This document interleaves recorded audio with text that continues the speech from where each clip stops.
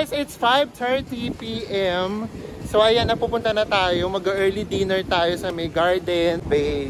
O, diba? Ang social. Alam nyo, when you travel, masarap din kumain doon sa mga local restaurants para may natitikman kayo iba't ibang flavor ng pagkain. Minsan, halimbawa na lang, yung adobo. Diba minsan iba yung lasa ng adobo sa Manila, iba yung lasa ng adobo sa Cebu, and then sa Davao. So yun, parang tinitikman nyo rin kahit papaano yung flavors na meron dun sa may lugar na yun. So yun yung gagawin natin today. Tonight pala. Guys, rush hour. So ang daming tao. Ang daming sasakyan. O, ayan o. Kaya nga nagkakanda traffic. So yun naman yung kaibahan no. Nagpunta ako ng Cebu tas ngayon dito sa Davao. So parang normal na sila. So sinisimulan na nilang mabuhay with COVID. Which is sa tingin ko naman dapat ganun naman talaga.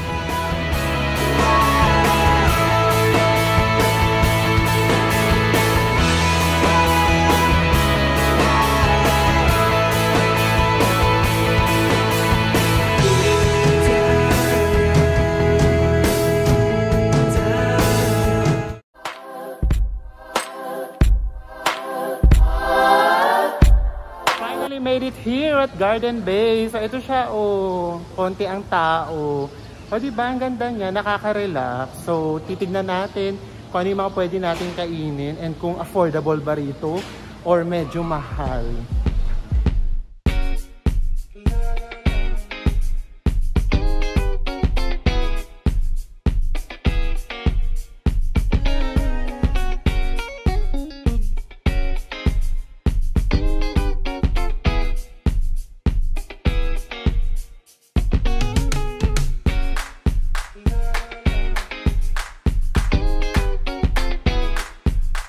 So nandito na tayo, waiting tayo kasi dito sa loob maraming available. Pero syempre gusto natin ma-experience yun nandun talaga sa may labas para talagang feel natin yung vibes, di ba?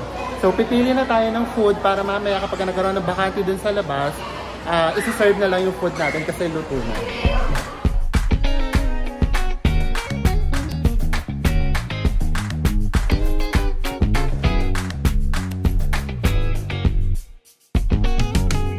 Guys, naka-order na kami. So, kasi di ba pinakita ko yung menu. Talagang affordable siya ha, for its place. Kasi dun sa May Manila, halimbawa na lang, yung crispy pata. Yung crispy pata rito is around 750, large na yun. Samantalang dun sa May Manila, di ba, 900 plus kapag kumakain tayo. Papakita namin sa inyo mamaya kung ano yung mga in-order namin. Pero isa doon, super excited ako. Sabihin ko na kasi excited ako. Meron ditong Tom Yum. So, sobrang miss na namin yung Thailand. Alam niyo yan. So, at least, kahit man lang sa may pagkain, para na rin kaming napalapit sa Thailand.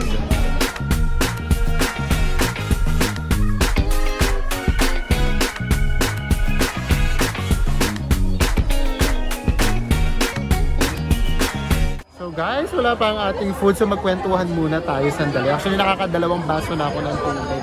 So, you know that you are in a good restaurant kapag ganitong karami yung kumakain. Pati ba ang daming kumakain? 6:30 pa lang yun ang gabi. Tapos siguro sa tanghali, maganda rin dito yung view. Kasi kung makikita nyo, gabi na kasi madilim na. So, yung nakikita nyo ilaw doon sa may kabila, yun na yung Samal Island.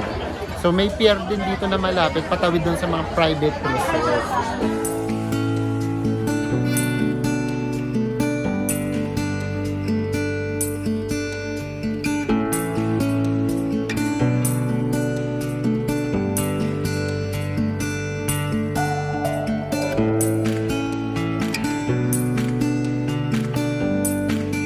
So finally guys, dumating na po ang ating order. We have garlic chicken here.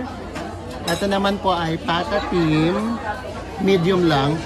And then bihon gisado. At yung sinasabi sa inyo na talaga excited po kami pang Tom Yum kasi miss na namin ang Thailand. So let's eat! It's my birthday dinner!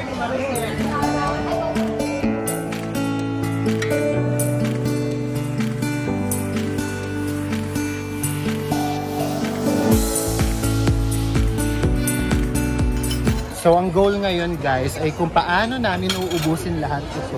Hindi ba? So, minsan lang naman to, hindi naman to everyday. So, gaya nga sinabi ko kanina, i-treat natin paminsan-minsan yung sarili natin. And with its price, ano siya talaga, mas affordable siya kaysa sa ibang restaurant na napuntahan namin. parang mga 25% siya na mas mura kaysa sa may price sa Manila. Kaya, inano na rin namin, connect na rin namin yung chance.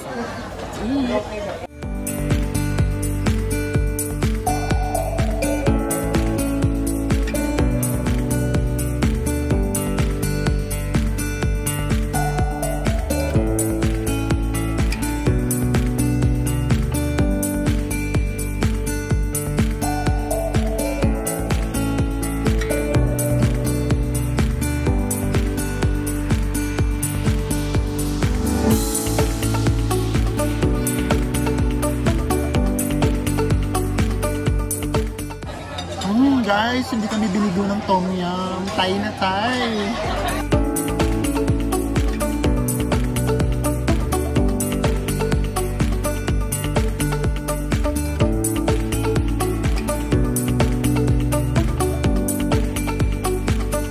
So guys, after 1 hour, talagang binagala namin yung pagkain namin. Pero hindi pa rin talaga namin kinaya. Ayan, may natira pa din. Pero ito na lang, chicken na lang ang natira. Ito, taba na lang. Yung pancit na ubos namin. And then the best, yung tom yung na unahan namin na ubos. So, busog! Few moments later. Yes! And we're done! So, tapos na tayo. Sobrang nakakabusog siya. So, are we going to recommend this restaurant? And the answer is yes! Kung mahilig kayo sa mga maaanghang and namimiss nyo na rin yung mga Thai food, tikman nyo yung tom yum. Almost the same, pero mas hindi masyado siyang ganun kaanghang. Kumbaga swak na swak sa panlasa natin. And ang advice ko lang sa inyo, huwag kayo ritong pupunta ng sobrang gutom na gutom kasi baka mauna kayong himatayin. Charot! Pero worth the wait. Masarap lahat ng pagkain. Yung pancit masarap, yung chicken garlic masarap, and then yung patatim. So first time namin tinry yung patatim kasi diba usually crispy pata, doon tayo nasanay. So, masarap din siya. And ang ganda pa nung ambience. So, yun pa lang panalo na. So, kapag bumisita kayo rito sa Davao, make sure na dadaan kayo rito and kakain din kayo dito. Shoutout kila Kuya. Tinatanong yung ating YouTube channel. Thank you po. O, di ba ang babait ng mga Davaoenyo?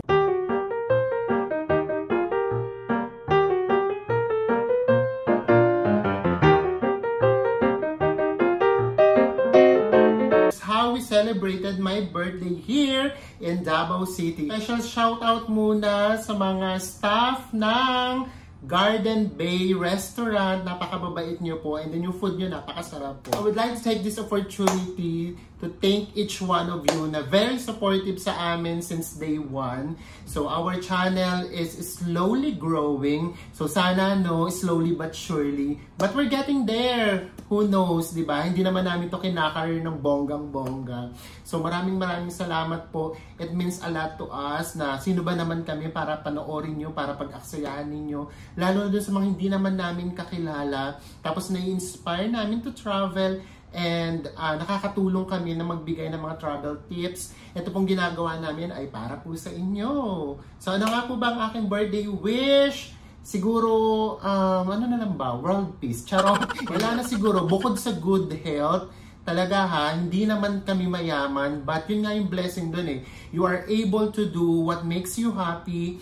And then, nagagawa mo pa at napupuntahan mo yung mga gusto mong puntahan na hindi ka naman mayaman. Yun palang napakalaking blessings na yun eh. So, wala na akong ibang hihilingin, kundi sana makontinue ko to because ito yung gusto kong gawin. And, ayun lang talaga. Pero kung pinipilit nyo talaga ako kung ano talaga ang aking wish, so sige, sana huwag nyo kaming iiwan sa journey na to dahil malayo pa ang ating lalakbayin. Sana makasama pa po namin kayo. At ibang lugar pa po ang ating pupuntahan, kaya dyan lang po kayo. Sumama lang po kayo sa amin dahil sigurado na hindi namin kayo iiwan. Hanggang sa muli! Bye everyone! Deep within, here we go. But somehow I'm caught in the middle. Is this the end before we've even been?